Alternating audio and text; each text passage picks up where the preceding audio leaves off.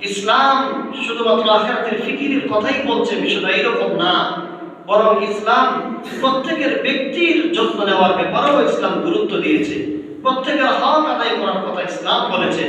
শীতকালীন মৌসুমে শরীরের ভিতরে ফাটল ধরতে পারে, চামড়া শুকায়া যায়, এই জন্য আলাদাভাবে যত্ন নেওয়ার কথা, এটাও শরীয়তে আছে।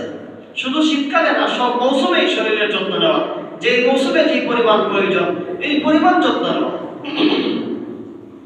বুখারী শরীফের 5199 নম্বর হাদিসে রাসূল বলেন, হযরত আব্দুল্লাহ ইবনে আমর থেকে বর্ণিত, তিনি বলেন, আন আব্দুল্লাহ ইবনে আমর قال قال رسول الله صلى الله عليه وسلم يا عبد الله ألم أخبر أنك تصوم النهار وتقوم الليل قلت بلى يا رسول الله قال فلا تفعل صم وأفطر قم ونم فإن لجسدك عليك حقا وإن لعينك عليك حقا وإن لزوجك عليك حقا। হযরত আব্দুল্লাহ ইবনে আমর বলেন, পয়গম্বর আমার সাথে একদিন পয়গম্বরের দেখা হয়ে গেল। পয়গম্বর বললেন, আব্দুল্লাহ শুনো শুনো, আমার কাছে তোমার ব্যাপারে সংবাদ আসছে, খবর আসছে। ও আব্দুল্লাহ, তুমি সারা রাত তুমি আল্লাহ রাব্বুল আলামিনের সামনে দাঁড়াইয়া নামাজ পড়ো, আর দিনের বেলায় তুমি রোজা পালন করো, এই খবর আমার কাছে পৌঁছে, কথা কি সঠিক না বেঠিক? এমনি আব্দুল্লাহ ইবনে আমর বলেন, কুনতু বালা ইয়া রাসূলুল্লাহ, ওগো রহমতে আলম নবী, যা আপনি শুনছেন আমার ব্যাপারে কথাগুলো সত্য, ঠিকই আছে। আমি দিনের বেলায় রোজা রাখি, রাতের বেলায় কিয়ামুল লাইল লম্বা লম্বা নামাজ পড়ি, আমল করি, কথা সঠিক। পয়গম্বর বলেন, কালা ফালা তাফআল, আব্দুল্লাহ ইবনে আমর শুনে এরকম করা যাবে না। সুম ওয়াফতির, তুমি একদিন রোজা রাখো, আর রোজা ভাঙো, রোজা রাখো, রোজা ভাঙো, লাগাতার রোজা রাখবা না।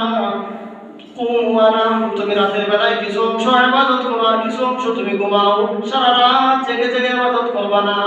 কারণ কি? পয়গম্বর কারণ দর্শায় বলেন, ফাইন্না লিজাসাদিকা আলাইকা হাক্কান, ও আব্দুল্লাহ ইবনে আমর, তোমার শরীরের তোমার কাছে একটা পাওনা আছে, সেই পাওনা আদায় করো।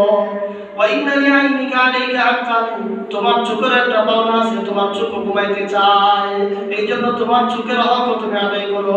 ওয়া ইন্না লিজাওজিকা আলাইকা হাক্কান, তোমার স্ত্রীরও তোমার কাছে পাওনা আছে, তোমার স্ত্রীর হক তুমি আদায় করো।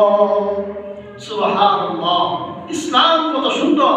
শুধুমাত্র ইবাদত ইবাদত, স্ত্রীর খবর রাখবে না, নিজেকে ইবাদত করতে করতে অসুস্থ বানিয়ে ফেলবে, নিজের শরীরের যত্ন নেবে না।